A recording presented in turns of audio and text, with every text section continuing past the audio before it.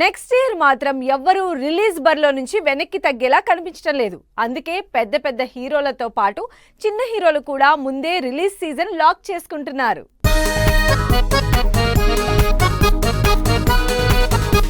ఈసారి అసలు కాంప్రమైజ్ అయ్యేదే లేదంటున్నారు కొంతమంది హీరోలు.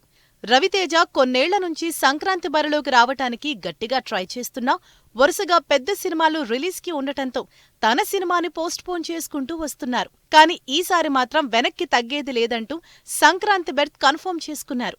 రవితేజ కూడా తన 76వ సినిమా భర్త మహాశైలకు విజ్ఞప్తి సినిమాని సంక్రాంతికే రిలీజ్ చేస్తున్నారు.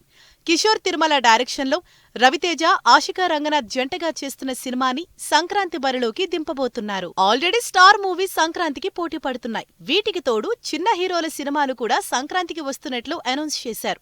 శర్వానంద్, సంయుక్త మీనన్, సాక్షి వైద్య లీడ్ రోల్స్ లో తెరకెక్కుతున్న ఇంట్రెస్టింగ్ లవ్ కమర్షియల్ మూవీ నారీ నారీ నడమ మురారి కూడా సంక్రాంతికే వస్తున్నట్లు కన్ఫర్మ్ చేసింది.